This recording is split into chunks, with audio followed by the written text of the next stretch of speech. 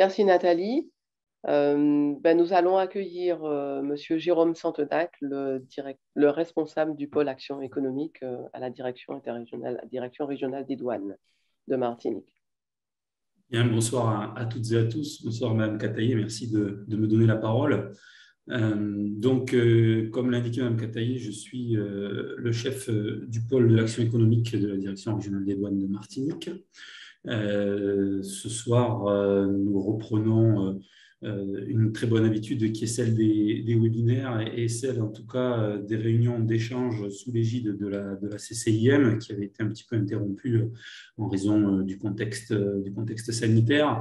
L'idée, dans un second temps, on a commencé à bâtir conjointement un programme pour 2022, c'est aussi de pouvoir se retrouver dans un cadre présentiel si la situation sanitaire le permet au cours des mois à venir.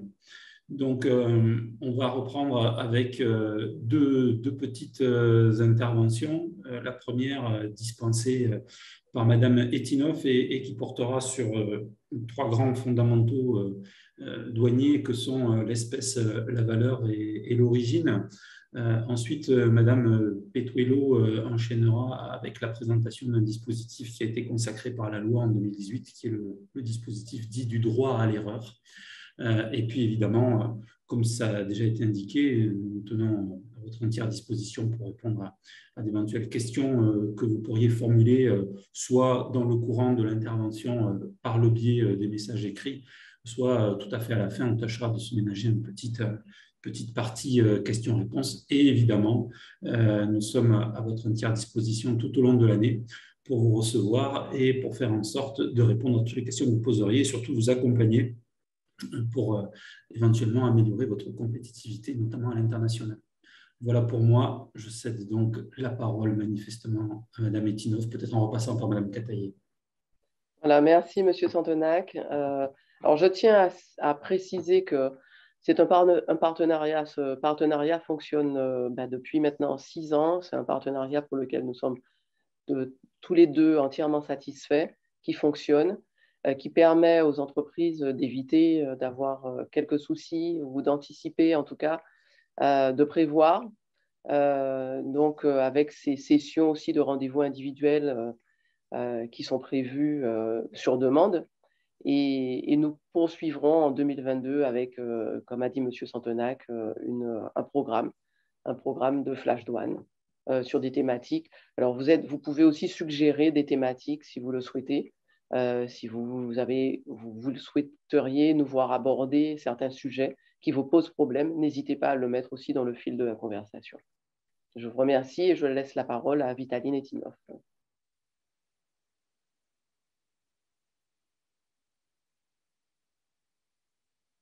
Alors, Madame Etinoff, on ne vous entend pas.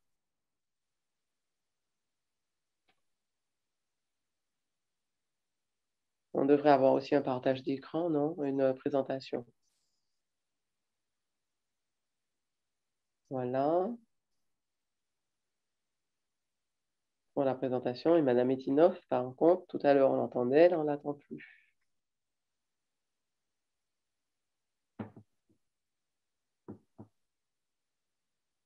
Pourtant, le micro est ouvert, donc c'est assez bizarre. Le micro de Vitaline est ouvert.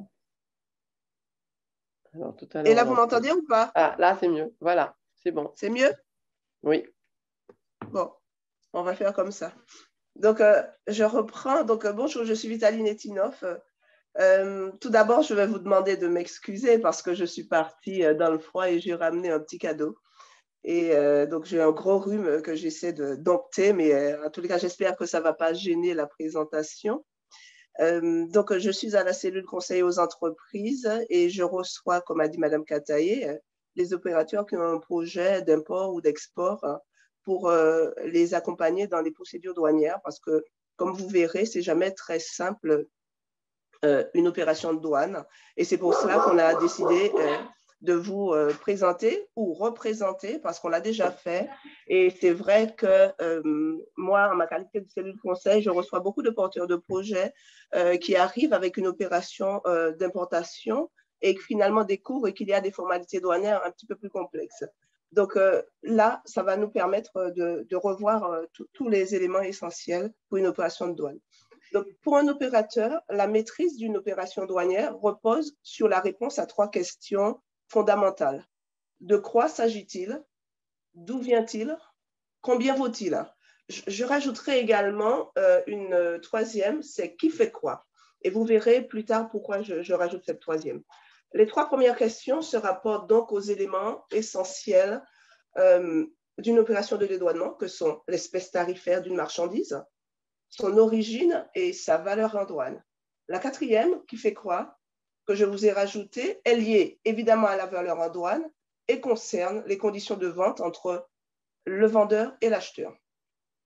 Une opération douanière reste très complexe. Que vous choisissiez de la réaliser sous couvert d'une convention avec la douane ou de la faire réaliser par un professionnel du dédouanement, c'est-à-dire un représentant en douane enregistré, ce flash douane vous sera utile pour mieux comprendre votre opération, voire la maîtriser totalement. En tous les cas, c'est ce qu'on espère à la fin de cette présentation.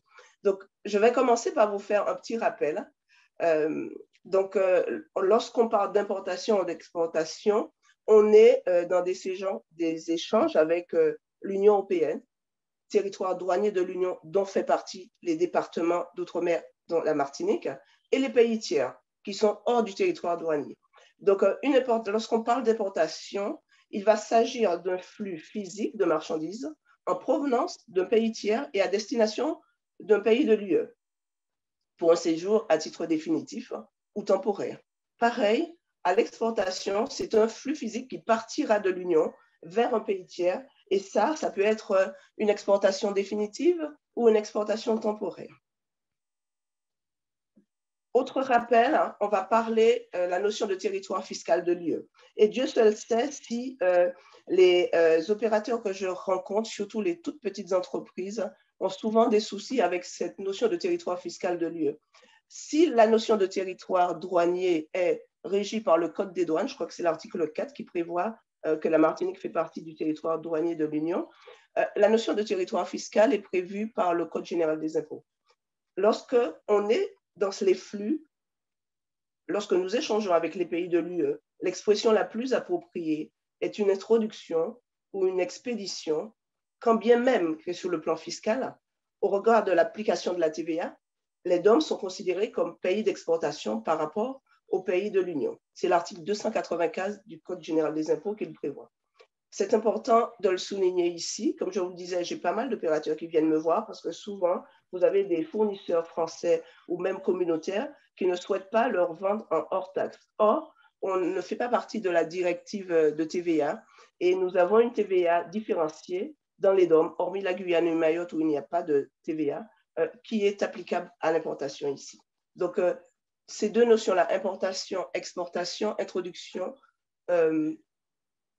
expédition. Donc, les différents échanges que nous avons mentionnés pour la déclaration en douane, on peut passer à la diapo, les différents échanges mentionnés en amont. Martinique, vous m'entendez? Oui, oui. Oui. Les différents échanges qui sont mentionnés, que je vous ai mentionnés, importation, exportation, introduction, donc en amont, donc entre la Martinique et le pays tiers ou la Martinique avec les pays de l'Union, sont matérialisés par le dépôt d'une déclaration en douane. Que vous veniez de l'Union européenne ou que vous venez d'un pays tiers, on aura toujours à l'importation ou à l'exportation une déclaration en douane. Cette déclaration, elle est validée via un applicatif douanier, soit par vous, si vous décidez de le faire, ou par votre représentant en douane.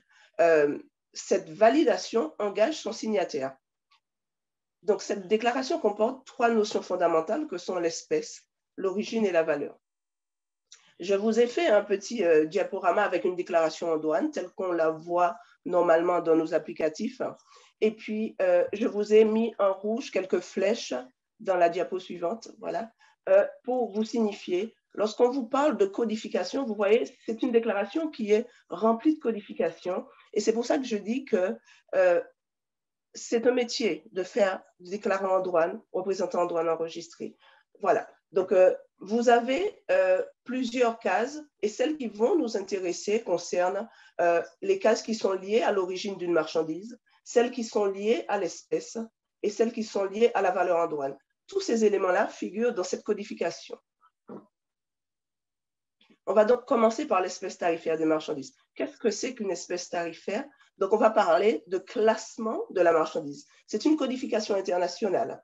Lors de l'établissement de la déclaration en douane, vous devez ou votre représentant doit compléter la désignation commerciale de votre marchandise par l'espèce tarifaire. Et je dis bien doit compléter la désignation commerciale. La désignation commerciale n'a pas de valeur, n'a pas de valeur légale, mais l'espèce tarifaire en a une. Donc, c'est une base légale et c'est pour ça qu'il est important de bien la maîtriser. L'espèce tarifaire, en fait, c'est la dénomination qui est attribuée à la marchandise dans le tarif douanier commun. C'est son identité. Vous allez voir, on a cet élément figure à la case 33 du DAU. Ça concerne toutes les marchandises. Toutes les marchandises ont un classement tarifaire. Et ce classement-là conditionne les droits et taxes, les mesures de politique commerciale, de politique extérieure, les normes également. On continue avec l'espèce. Comment classer? Le classement a une valeur légale. Elle dépend de 6 règles interprétatives, des libellés de position et de sous-position et de notes d'accession. Donc, vous avez tout un arsenal qui justifie ce classement tarifaire. Donc, le classement des marchandises s'opère en application de différentes dispositions qui figurent dans le tarif douanier commun. Vous disposez aussi d'outils d'aide au classement, et je dis bien souvent, RITA est un outil d'aide au classement. Ça n'a pas de valeur légale, mais ça vous aide à classer la marchandise. Vous avez aussi, puisque un classement tarifaire se décline au niveau international sur 6 codifications, donc ce sont ce qu'on appelle le système harmonisé.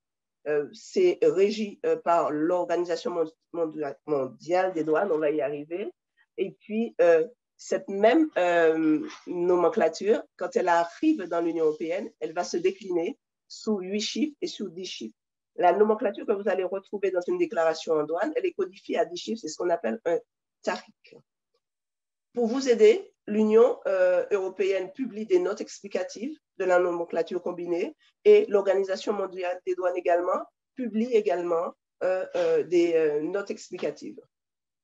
Je vous ai dit que vous avez à votre disposition RITA. Il est gratuit, il est accessible sur le site internet de la douane. Autre chose qui est très important en matière d'espèces tarifaires, parce qu'on ne vous lâche pas comme ça dans la nature, vous avez ce qu'on appelle un outil de sécurisation, c'est un renseignement tarifaire contraignant. Donc, qui est délivré à la demande de l'opérateur par la Direction générale des douanes.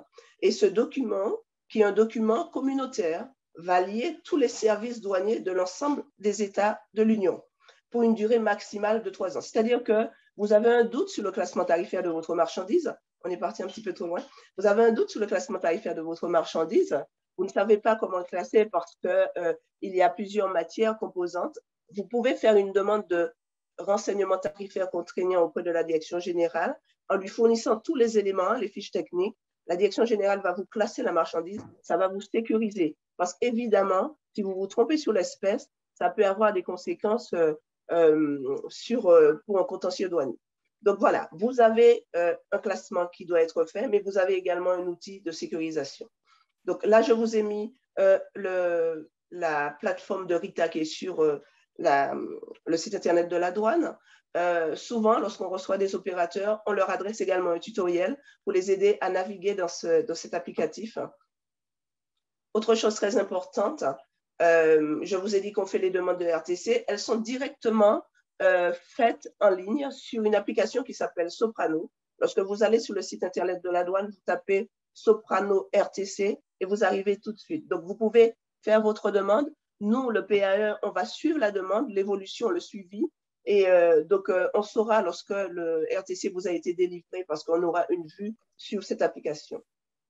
Autre chose très importante, je vous ai dit que tous les pays de l'Union délivrent des renseignements tarifaires contraignants et ces documents sont intégrés dans une base communautaire. Donc, en matière d'outils d'aide au classement, vous pouvez les visualiser sur une application qui s'appelle EBTI. De toute façon, ce diaporama-là vous sera donné par nos amis de la CCI à la fin de la présentation et vous retrouverez tous les liens. En tous les cas, n'hésitez pas à revenir vers nous si jamais vous avez des difficultés.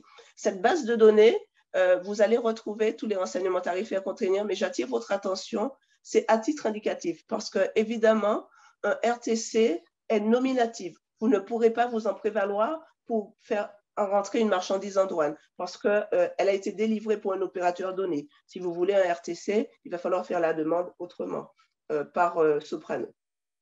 Voilà. La deuxième notion, c'est l'origine d'une marchandise. Elle figure en case 34 du DAU. C'est en fait la nationalité de la marchandise.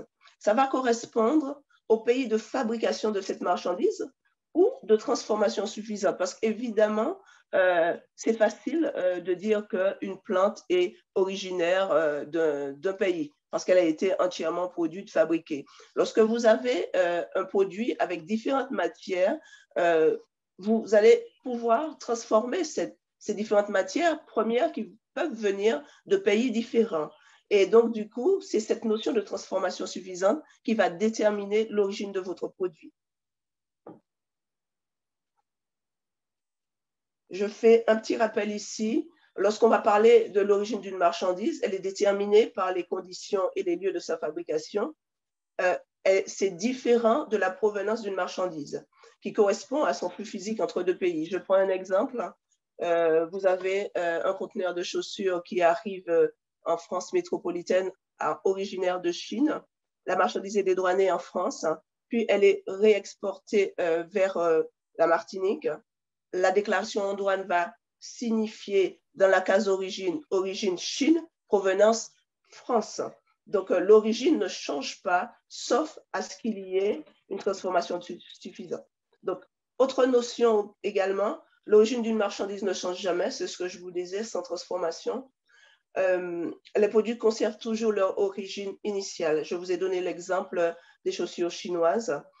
Il faut faire une différence avec le statut douanier de l'Union d'une marchandise. C'est-à-dire que cette marchandise chinoise qui a été dédouanée en France, elle va rentrer à la Martinique sous un statut douanier de l'Union parce qu'elle aura payé les droits de douane. Son origine restera toujours Chine, mais elle aura un statut douanier. Et lorsque vous êtes dans ces échanges pays tiers, France, Martinique, il y a un document qui accompagne cette marchandise-là pour dire, voilà, elle a été dédouanée préalablement dans un premier territoire de l'Union, elle a le statut douanier de l'Union, quand bien même elle vient de Chine. Donc, la notion d'origine, on va la retrouver à deux endroits bien précis. Donc, on va parler d'origine non préférentielle, c'est une origine de droit commun, et une origine préférentielle. L'origine non préférentielle est utilisée pour déterminer l'application à l'importation dans l'Union européenne du tarif extérieur commun, donc les droits de douane, des mesures de politique commerciale, soit des contingents tarifaires, des droits anti-dumping, ou pour procéder au marquage de l'origine sur les produits. Lorsqu'on parle de l'origine préférentielle, on ne parlera que de l'incidence au niveau de la réduction ou de la suppression des droits de douane. Une marchandise peut donc avoir deux origines, une de droit commun et une préférentielle. J'espère que je ne perds personne, mais je vais vous les expliquer. Je vais prendre le cas, une marchandise toujours chinoise. Cette marchandise, elle n'aura qu'une origine de droit commun parce qu'il n'y a pas d'accord de partenariat économique entre l'Union européenne et la Chine. Une marchandise qui est produite au Canada pourra avoir une origine de droit commun parce qu'elle a été produite au Canada ou elle a été suffisamment transformée au Canada, et une origine préférentielle Canada parce qu'il y a un accord de partenariat entre le Canada et l'Union européenne. Donc, du coup, l'origine préférentielle, elle est essentielle parce qu'à chaque fois que je reçois des opérateurs, je leur dis optimisez votre sourcing en tenant compte de ces aspects d'origine préférentielle. Donc, je vous fais un petit focus. Dans le cadre d'accords bilatéraux entre l'Union européenne et des pays tiers, la préférence est accordée à l'importation dans chacun des deux pays partenaires. Quand il y a un accord de libre-échange, un accord de partenariat économique, lorsque votre marchandise part dans ce pays-là à destination, elle peut bénéficier d'exonération de droits de douane et vice-versa lorsqu'elle arrive en France ou en Martinique. Ce qui est important de savoir, c'est que les pays partenaires ne font pas systématiquement les mêmes réductions de taux de droits de douane que nous dans l'Union. Et ça peut se comprendre parce qu'on n'a pas du tout la même force de frappe. Je prends un exemple. Vous pouvez commercer avec Sainte-Lucie, qui fait partie du CARIFORUM, d'un groupe de pays avec lequel l'Union européenne a signé un accord de partenariat économique.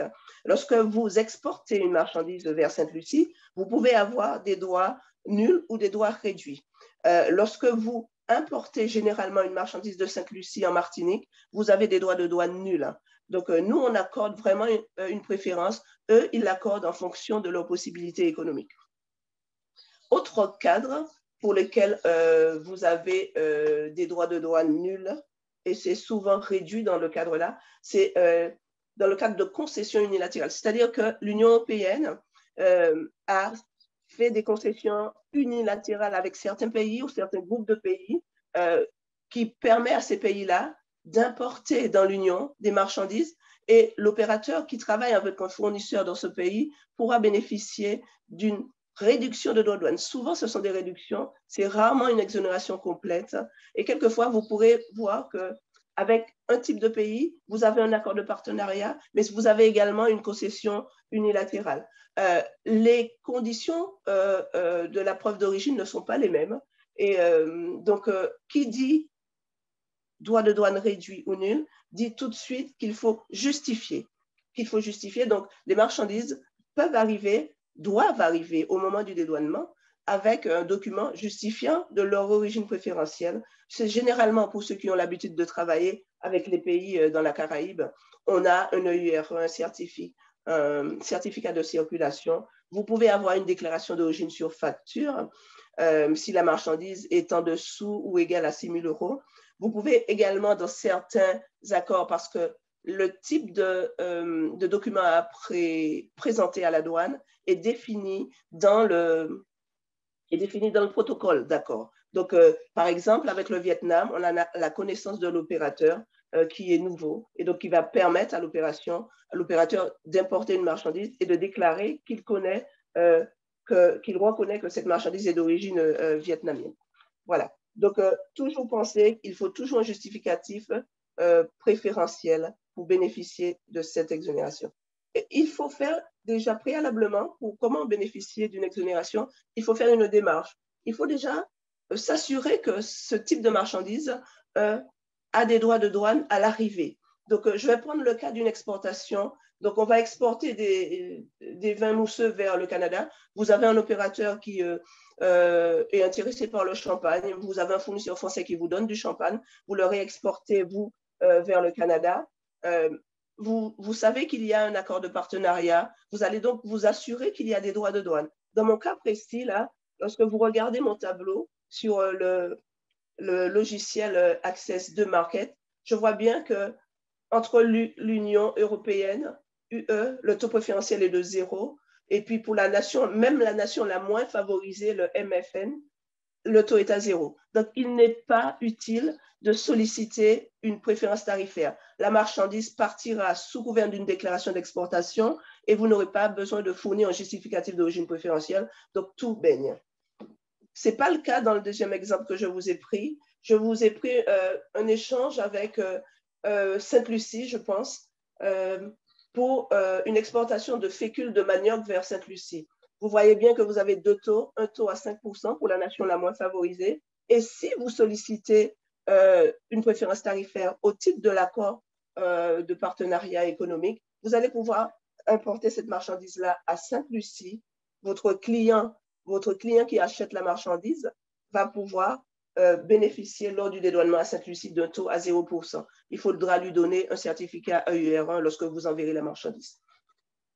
À l'importation, on va utiliser l'application RITA pour connaître les différents taux de douane qui sont applicables à une marchandise qui rentre dans l'Union européenne. Là, je vous ai encore pris une importation de fécule de manioc originaire du Vietnam ou de Chine. Et j'ai fait exprès, c'est pour vous montrer l'importance du sourcing, c'est d'aller chercher des pays avec lesquels vous avez des accords de partenariat économique et qui peuvent faire tomber les droits de douane. Prenez cet exemple-là. Je crois que ce produit importé de Chine, vous avez des taux de 166, si ma mémoire ne me fait pas défaut, 166 €. Vous avez également un contingent tarifaire qui est mis en place pour qu'ils viennent de Chine ou de Vietnam. Et puis, tout en bas, quand la marchandise était originaire du Vietnam, vous avez un taux à 0%. C'est très intéressant. Si vous aviez un fournisseur chinois, un fournisseur vietnamien, en fonction du coût de la marchandise, vous savez que vous allez certainement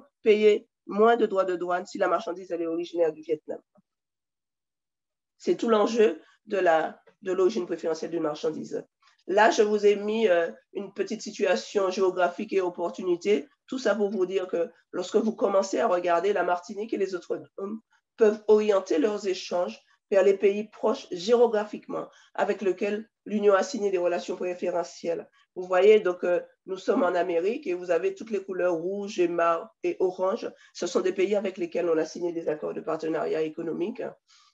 Dans la zone caribéenne, dans le bassin caribéen également, vous avez Saint-Martin, vous avez Saint-Barthélemy avec lequel il y a une concession unilatérale, c'est-à-dire que si vous importez une marchandise de Saint-Barthélemy, vous n'aurez pas de droits de douane ou des droits réduits. Si vous exportez une marchandise vers Saint-Barthélemy, vous risquez, sauf à ce qu'il y ait une zone franche, d'avoir des droits de douane à payer. Voilà. Donc, encore une fois, vous pourrez retrouver toute la liste des produits, des pays, pardon, qui bénéficient d'accords de préférence tarifaire unilatérale et de préférence tarifaire bilatérale. Une autre facilitation, un autre outil de sécurisation, je vous ai dit qu'on ne vous lâche pas non plus dans la nature. Vous avez ce qu'on appelle un renseignement contraignant sur l'origine. Donc, du coup, ce renseignement, toujours à la demande de l'opérateur, si vous n'arrivez pas à déterminer quelle que soit l'origine de droit commun, l'origine non préférentielle, parce que je vous ai dit que sur cette origine non préférentielle, vous pouvez avoir des droits anti-dumping. Et sur une origine préférentielle, vous avez des droits de douane réduits ou nuls. Si vous n'arrivez pas à déterminer l'origine, vous allez devoir pouvoir demander à la Direction générale des douanes d'étudier l'origine de ce produit-là et il vous délivrera un RCO, un renseignement contraignant sur l'origine.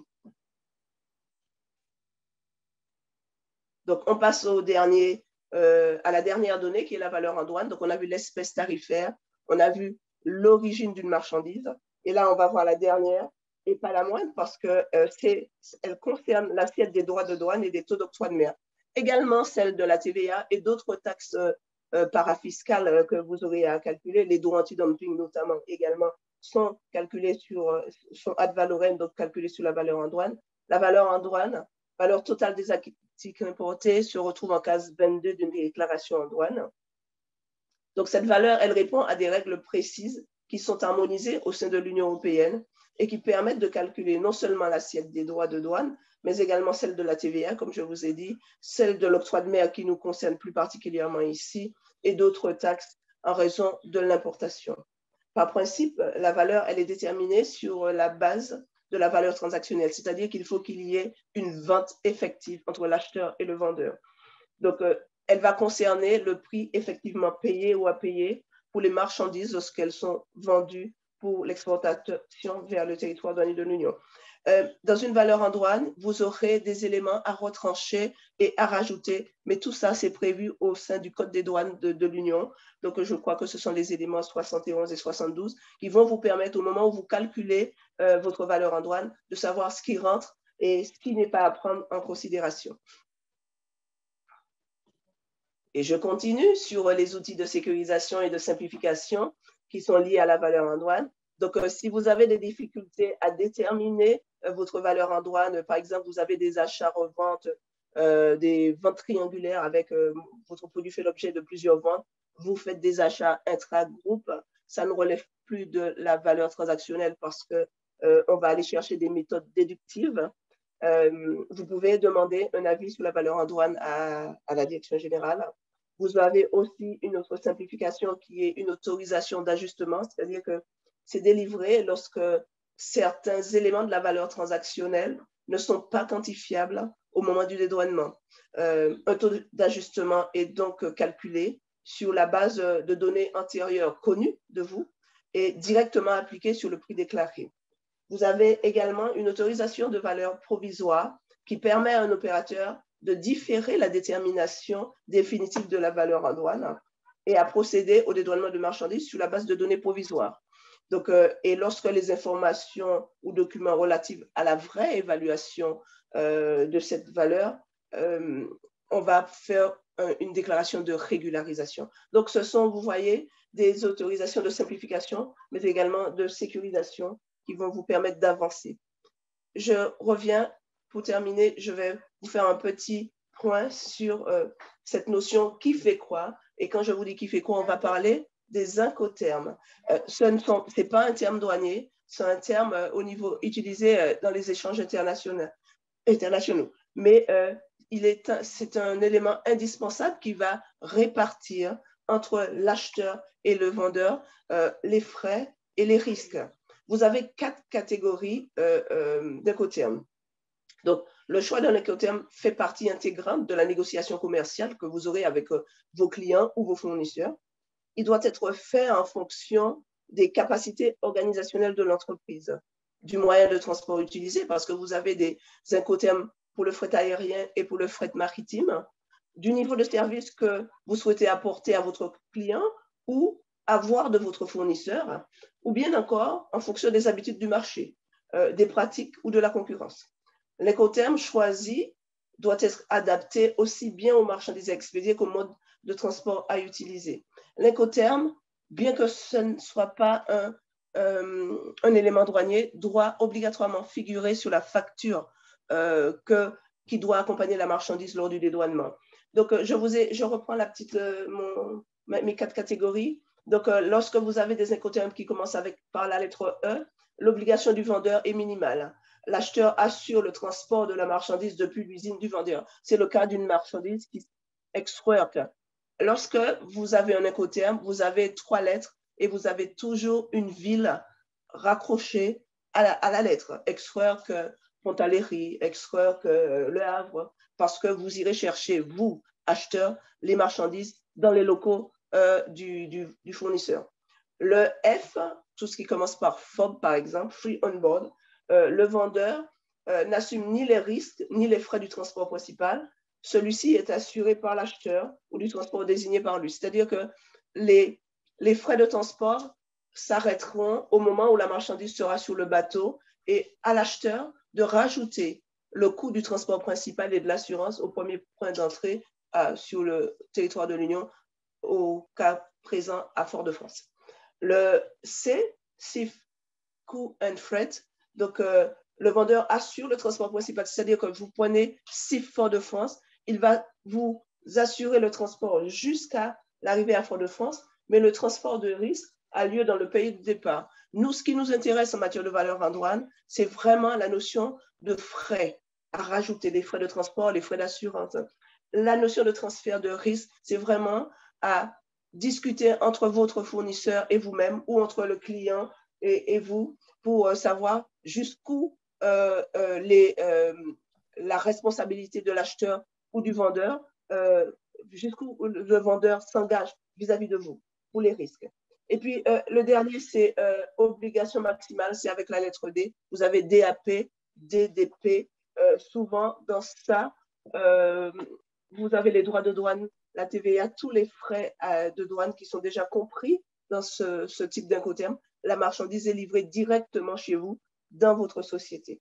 Donc, et pour trouver la valeur en douane, il va falloir soustraire tous les frais, parce que la valeur en douane, c'est la valeur de marchandise au premier point d'entrée, donc arrivé au port de Fort-de-France. Tout ce qui vient après est à déduire. Donc, vous ne pouvez pas vous tromper. Donc, voilà, je vous ai mis ce petit tableau qui est assez parlant. Et en fonction de l'incoterm, vous avez les obligations et puis tout ce qui est pris en charge, la répartition des différents frais entre le vendeur et l'acheteur. Voilà. J'espère que ma voix a été correcte. Je vous remercie de votre attention. On vous a accompagné, je vous ai montré tous ces éléments-là. on vous a mis des outils de sécurisation en matière de RTC, en matière de RCO, en matière d'avis sur la valeur en douane, mais vous pouvez, malgré cette sécurisation, être amené à faire des erreurs. Et c'est cette deuxième partie-là que l'on va développer, que Nicole va développer pour vous.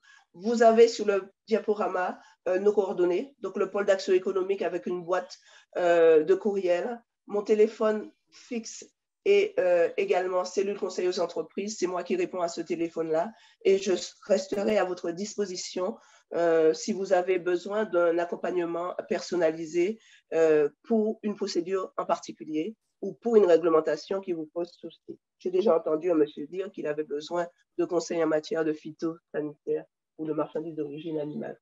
Voilà, je vous remercie en tous les cas de votre écoute. Merci, Madame Mitinoff. Merci. On passe à Madame Pétoulon. Oui, alors tout le monde m'entend bien? Vous m'entendez? J'espère qu'on ne vous a pas perdu tous. Quelquefois, pour ceux qui n'ont pas l'habitude d'entendre ces termes, ça peut être un petit peu difficile à suivre, mais rassurez-vous, au fur et à mesure, vous les intégrerez dans votre vocabulaire. Et puis, il ne faut pas oublier qu'il y a des professionnels aussi qui peuvent vous accompagner. Donc, oui. Donc voilà. Bien. Bonsoir à toutes et à tous. J'espère que vous m'entendez bien. Très bien. Très bien. Donc, écoutez, après avoir vu avec Vitaline Etinoff justement ces rappels sur les fondamentaux douaniers et la manière de procéder donc, au niveau du déclaratif, lorsque vous importez et exportez des marchandises, vous constatez bien entendu que la douane est là pour vous accompagner dans vos démarches de dédouanement. Mais bien sûr, vous n'êtes pas à l'abri de vous tromper, de faire des erreurs. C'est humain, voilà. Et malgré vous, voilà, et les déclarations peuvent comporter des erreurs.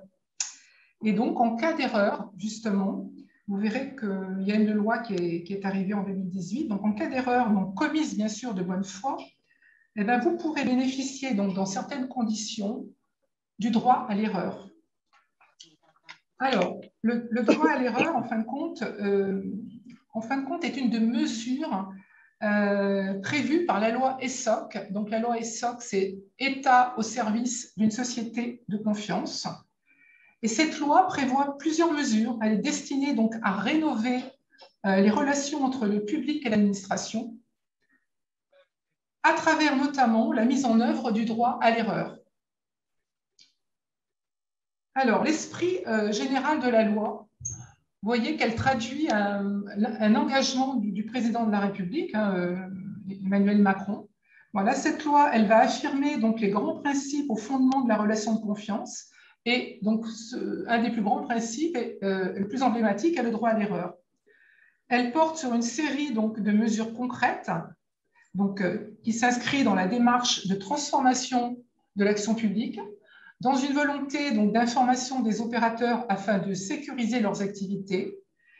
Et cette loi, donc, elle s'articule autour de deux piliers, faire confiance et faire simple. Donc, faire confiance, c'est-à-dire que voilà, on introduit ce droit à l'erreur et des mesures qui, voilà, encourageant donc, la bienveillance. Donc, l'administration doit être bienveillante voilà, avec les citoyens.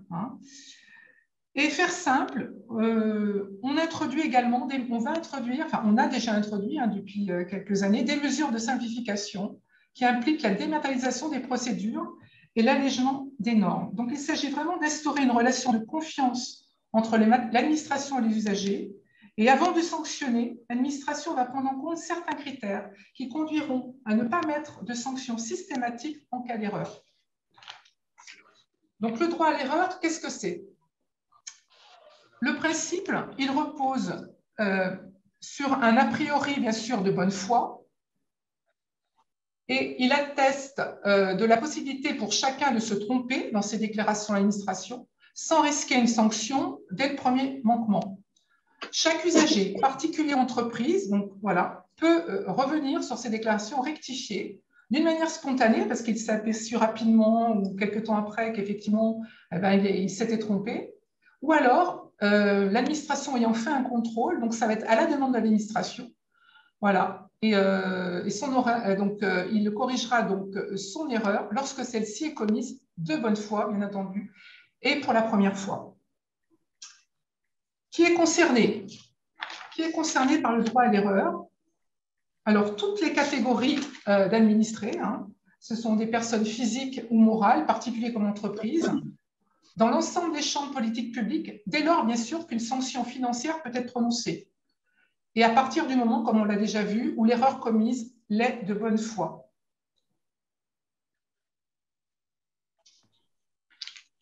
Alors, par la suite, les taxes nationales. Alors, bien sûr, les exceptions, je vais vous dire que qui est concerné, bien sûr, donc personnes physiques et morales, et sont exclus, mais ça va de soi, les fraudeurs et les récidivistes, et toute erreur qui porte atteinte à la santé publique, à la sécurité des personnes ou des biens.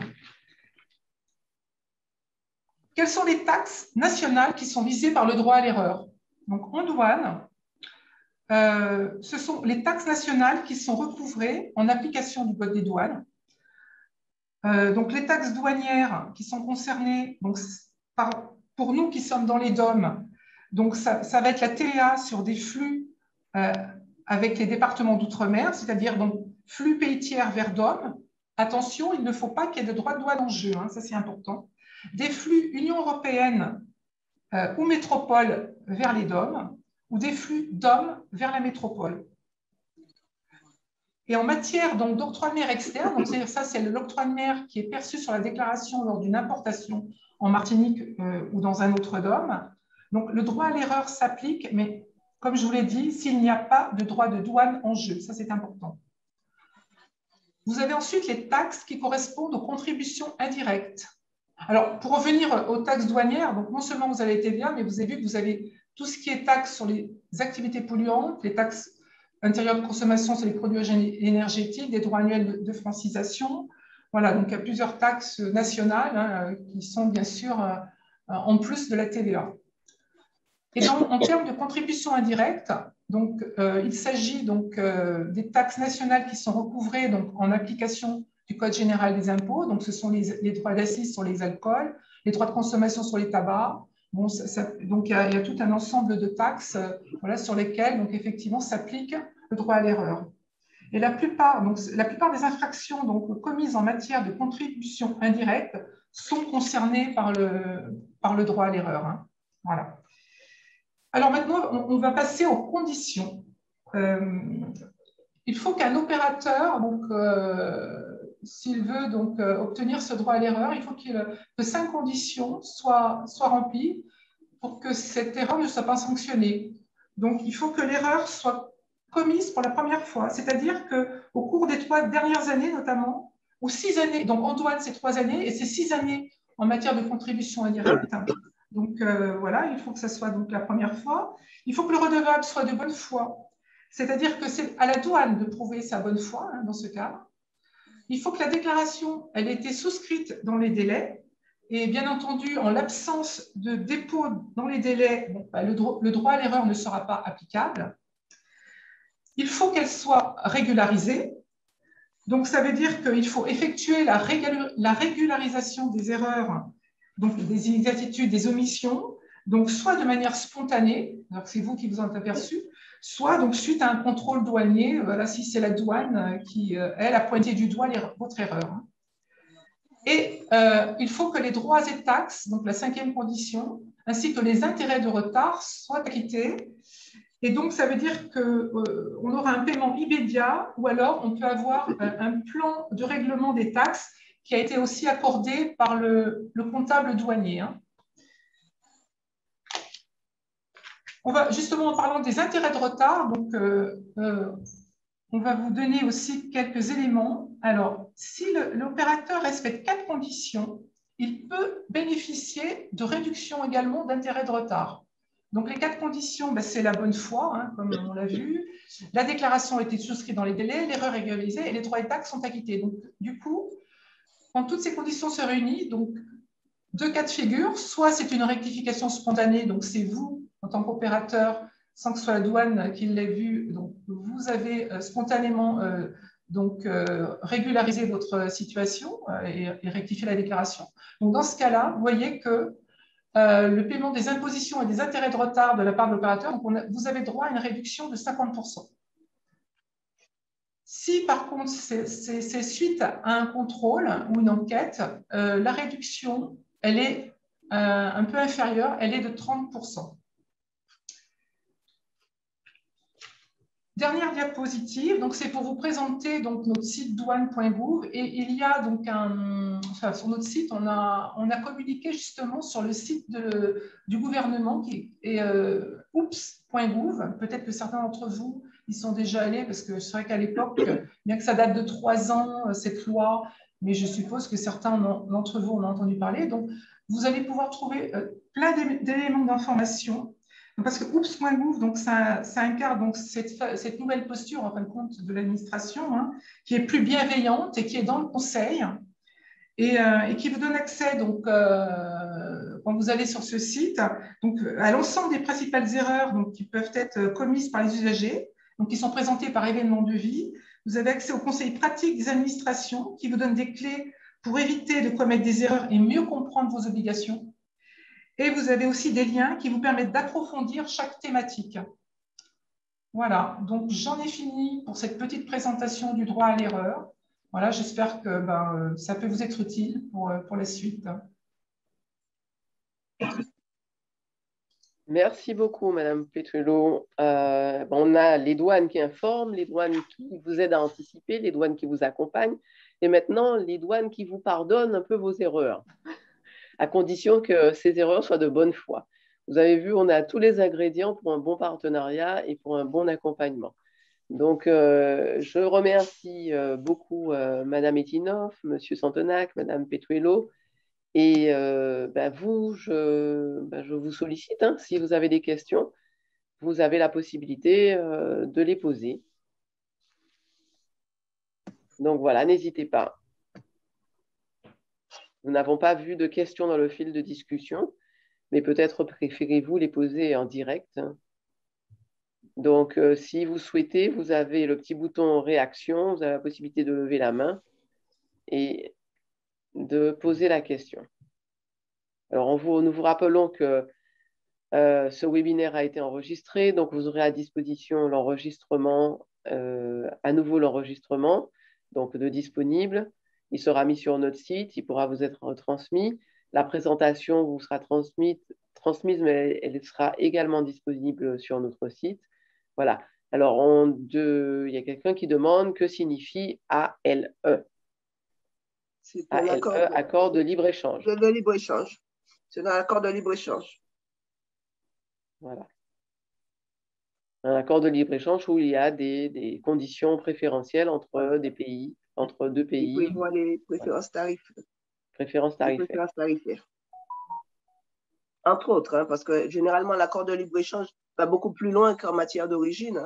Hein. Mais pour nous, particulièrement en douane, on va s'atteler à la partie origine préférentielle. On a une question, donc allez-y. Pour la main levée, TDR Martinique, je ne sais pas qui c'est. Oui, bonjour, merci pour tous ces renseignements. Une petite question. Il m'est arrivé par exemple de recevoir de la marchandise et une fois la réception faite, en fait, il n'y a pas les quantités qui étaient prévues dans le colis. Donc, par exemple, je ne sais pas, importer 15 montres et finalement, il n'y en a que 10. Donc, les droits de douane, octroi de mer, etc. ont été payés sur 15 montres, par exemple. Est-ce qu'il y a une possibilité de réclamation, de choses comme ça sur les droits qui ont déjà été payés ou est-ce que c'est tant pis?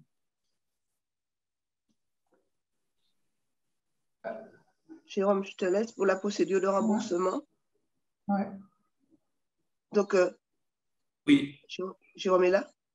Oui, donc tout à fait, à partir du moment où vous apportez la preuve du déficit dans votre colis, pour prendre le cas que vous avez exposé, il y a tout à fait la possibilité d'obtenir un remboursement. Donc, il s'agit de constituer un dossier qui sera transmis au bureau du port, qui va être chargé de l'instruire sur les éléments de recevabilité. Ce dossier va contenir un certain nombre de pièces justificatives.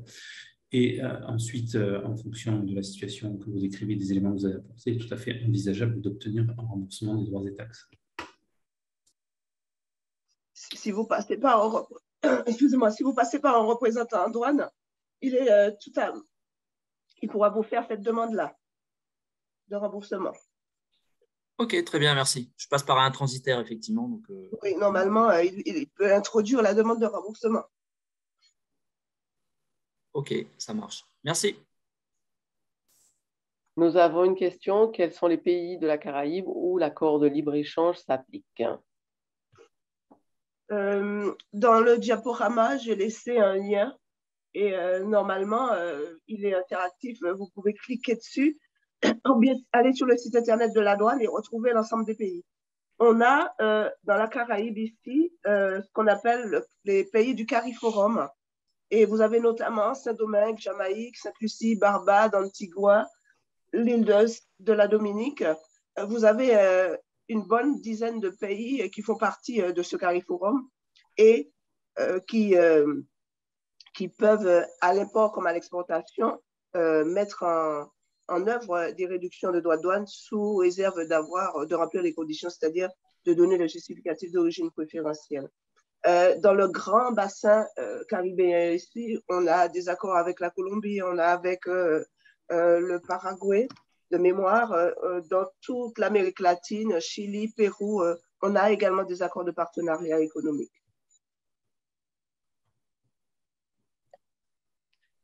Oui, ce sont des pays qui font partie des ACP, donc Afrique, Caraïbes, Pacifique, et qui bénéficient d'un accord préférentiel, de préférentiel avec l'Union européenne.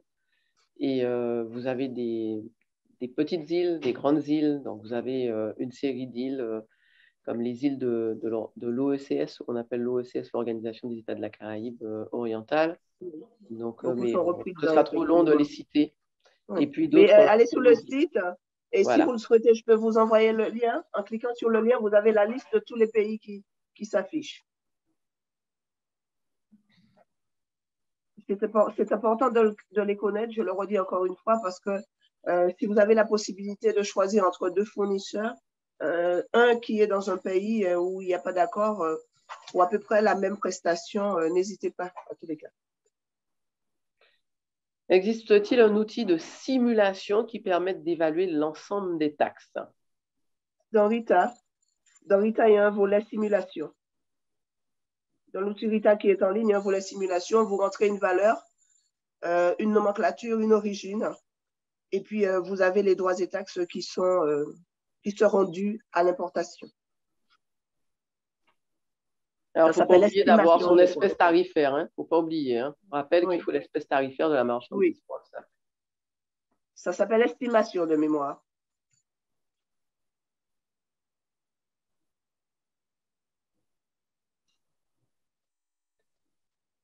Et pour les exportations USA, a-t-on une préférence tarifaire? Non, nous n'avons pas d'accord avec les États-Unis. Donc, si les États-Unis appliquent des droits de douane à l'importation pour la nation la moins favorisée, c'est ce taux-là qui devra appliquer aux marchandises de l'Union européenne. Mais il y en a pas. Il y a quelqu'un qui demande en combien de temps on peut avoir un rendez-vous avec vous. Madame Itinoff est très réactive. Quand il n'y aura plus de grève, non? Quand on pourra accéder au bureau, parce que je reçois quand même, je préfère faire l'entretien personnalisé en présentiel. Et donc, normalement, je suis là pendant tout le mois de décembre. Donc, il pourra envoyer un courriel sur PAE à mon attention et je lui répondrai. Voilà. Alors, il y a quelqu'un qui souhaiterait importer des véhicules d'occasion en provenance de la métropole et des USA. Y a-t-il un moyen d'avoir un octroi de mer réduit sans pour autant que ce soit dans le cadre d'un déménagement? Alors, les exonérations d'octroi de mer ou les réductions d'octroi de mer sont prévues par délibération du Conseil de la collectivité territoriale. Lorsque l'on est dans un cas d'importation, d'achat, revente simple, il n'y a pas de délibération pour ce type d'échange. Normalement, les taux d'octroi de mer qui seront applicables aux marchandises dépendront de la catégorie du véhicule, par type de cylindrée notamment. Voilà. Et l'octroi de mer est applicable quelle que soit l'origine. Hein. Qu'on vienne de France ou d'un pays tiers, vous aurez les mêmes taux. Il y a une autre question. Est-ce que la douane a la possibilité de mettre en contact avec un service équivalent dans un pays tiers comme le Vietnam? Nous avons, je peux laisser Jérôme peut-être répondre, nous avons ce qu'on appelle des attachés douaniers, un petit peu dans... Tout à fait, oui. Donc, nous avons un réseau d'attachés douaniers qui sont basés dans certaines ambassades et qui créent une sorte de maillage mondial. Donc, s'agissant en l'occurrence du Vietnam, l'attaché douanier qui est compétent pour ce pays se situe à Bangkok. Et vous trouverez ces coordonnées sur le site de la douane sans aucun problème. En tout cas, les coordonnées du poste de l'attaché douanier à Bangkok, si vous n'avez pas ses coordonnées personnelles à lui.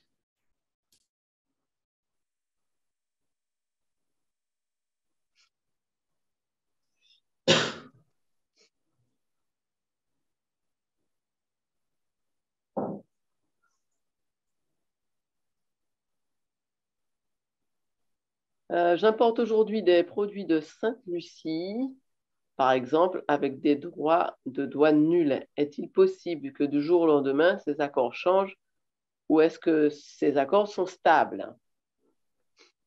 Généralement, l'accord est stable parce que l'objectif d'un accord de partenariat, c'est un démantèlement tarifaire. Donc, en principe, l'accord est stable. Donc, normalement, c'est prévu au sein de l'accord. Vous avez toute une liste de documents qui bénéficient d'exonération. L'objectif, c'est d'arriver à 100%, 99% de droits de douane nuls ou réduits lorsqu'on met en place un accord de partenariat économique. Par contre, ce qu'il faut savoir, c'est que je vais prendre le cas, par exemple, du Canada. Ce n'est pas parce que vous avez un accord de partenariat qui va jouer uniquement sur des droits de douane que s'il y a un risque de dumping des produits venant du Canada vers l'Union européenne, que vous n'aurez pas des droits anti-dumping. Donc, les deux sont à dissocier. Lorsqu'on va parler de réduction de droits de douane, on va parler d'accords préférentiels. Et puis, vous pouvez très bien avoir des droits anti-dumping sur un pays et avoir une préférence tarifaire en matière de droits de douane. Donc, généralement, on tend à 99% de droits de douane nuls ou réduits dans les accords.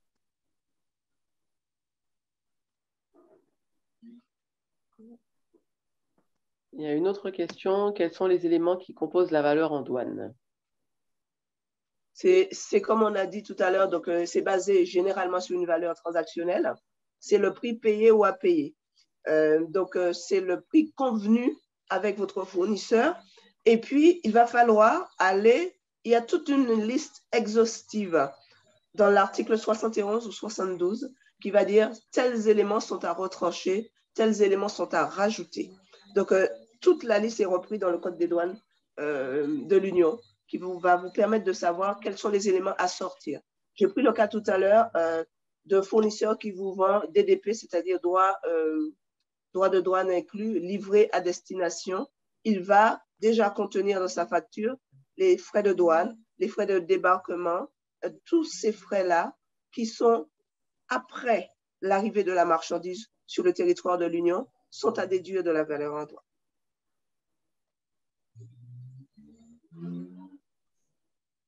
J'espère, Monsieur Psyché, que la réponse a été claire. Par contre, il y a aussi à rajouter. Parce que si, par exemple, vous faites de la poterie et que votre fournisseur vous envoie les moules déjà, ils sont à introduire là-dedans parce que c'est une condition de la vente. Les moules et matrices, généralement, sont à introduire dans la valeur en douane. Mais tout est bien précisé. Il ne peut pas se tromper. Et puis, s'il a encore un doute, il y a les avis sur la valeur en douane. Vous pouvez reprendre, c'est quel article, hein? Je crois que 71 et 72, Nicole? Oui, c'est ça, 71, Ouais. 72. Oui. Ouais, 71 et 72.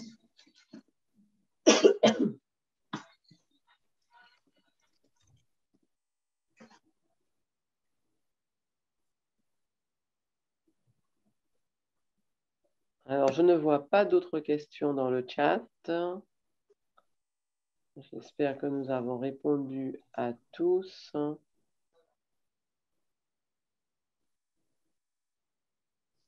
Apparemment, oui. Est-ce qu'il y a, je ne vois pas non plus d'autres mains levées.